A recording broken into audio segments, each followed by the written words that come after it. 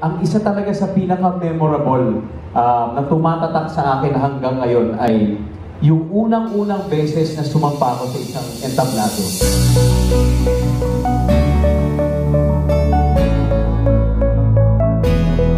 I personally saw your growth, not only as an actor, but also as a member of your community, a citizen of this country, and most importantly, as a family man. Aside from being a good actor, I think no one can now contest that Ding Dong is the proud host ng GMA Network. Today, we see an actor, a father, a public servant, tulad nga ng nabanggit, na walang katumbas sa simpleng dahilan na walang bagay kung saan inuuna niya ang sarili niya. Pirming iba, ibang tao, ibang layunin, ibang pakay ang inuuna. If this is why he is what he has become, ehemplo siya, hindi lamang sa atin lahat, kundi sa mga kabataan ngayon na nagnanais na sumunod sa yapak ng isang Ding Dong Dantes. Sa tingin ko,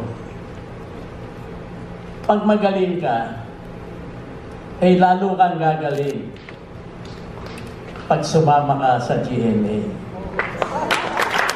Ang Exhibit 1, none other than Ding Dong Dantes. Sa akin po mga boss, maraming salamat po. Thank you po for those kind words. Sa lahat po ng mga sinabi ninyo, I truly appreciate them. Maraming salamat po sa inyo. And syempre sa ating mga kasamahan sa GMA. So, nung panahon po kasi na yun, hindi ko siya makakalimutan dahil syempre at 16, 17 years old, hindi ko pa alam kung ano talaga yung gusto kong gawin sa buhay. Hindi pa klaro kung ano ba talaga yung gusto kong maging career, profession, o ano talaga yung gusto kong maging sa aking pagtanda. Pero hindi ko makakalimutan yung pakiramdam nung sumampa ako nung unang beses sa stage na yun. Ang sarap pala nung pakiramdam na makapag-perform.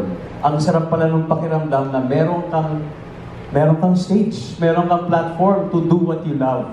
And I think, more importantly, mas masarap yung pakiramdam na nare-reciprocate yung happiness na yon ng mga manonood dahil na-appreciate nila ang ginagawa mo.